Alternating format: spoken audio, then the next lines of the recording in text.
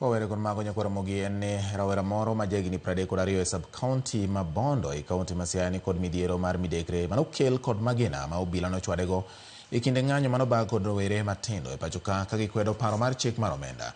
Henry Omondi nogol ne magina e bamne osiptal ma Bondo sub-county, to kata kamano thieth mare ne ok odhi mbele kaluwore gi rem mar omenda maromo Sh50,000 ma idwaro e osiptalno mondo timne bero. Lydia Okeyo duogo gi ler mar wachni.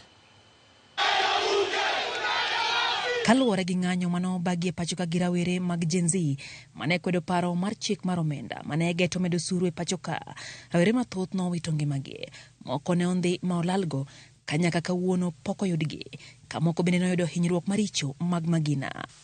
Achiel kuom rawerego en Henry Omondi Ochieng, ma jahigni 32 maya e sub-county ma Bondo e county ma Siaya. En ranyisi mar rawerego manoyudo hinyruok kaluwore gi teko mathoth manobiro tiyo godo. Gini jomaka kamoro ni CDF all kana wuotho mok nang'e ni kuma gino nyalo aye. Otero osiptal ka chopo ni kona ni lisasi momaka.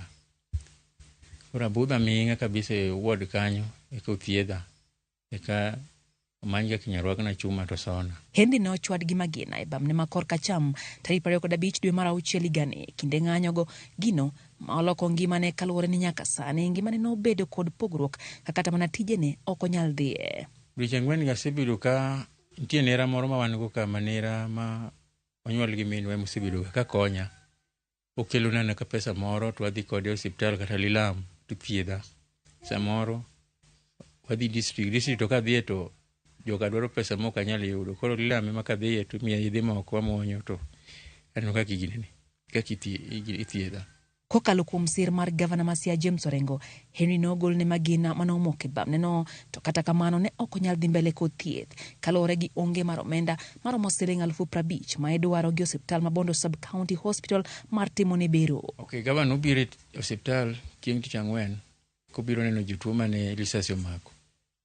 To pimne ni an achiel kuomgi. To nyiso jogo ni mondo mi 3 days on Monday ibiro nega kinyal gol lisasi no kuoma. Kano chopo Monday gimoro saa 5 jogo notera modhi gol na lisasi no. Hai to giduoge ward kanyo. Koro asebedo gi sida ma kadhi osiptal to ikona ni chumano kwa nyal thiedho chumano bam. Koro pesa ma jogo dwaro, pesa ma gidwaro no ka nyal bedo ma ok anyal yudo. Kana penjo gini gidwaro pesa dito gikona ni amany 50 mondo tera pala odhi ong'ad gino nikech chumano lengre.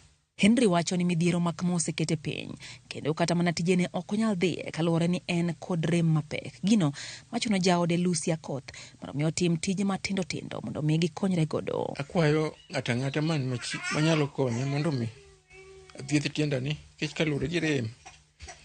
Sana bet piny ma kanya timo onge to family bango. Koro akwayo ng'ata manyalo konya mondo konya. Kata mna rent poka chulo chakre na hinyra. Koro otek kuoma tin kaka wakonyre gi minodani. Omanyo mana matin neno kaka watimo.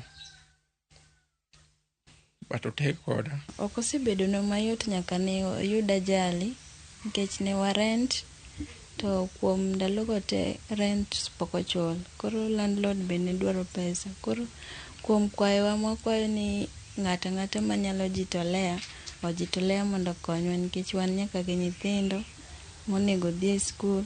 Geno mar Henry en mar yudo sir mondo mi oyud thieth mowinjore kendo mondo mi odogie tije manotimo chon mar riembo bodaboda mondo mi okonygo familia mare. Lydia Okeyo, Ramogi TV.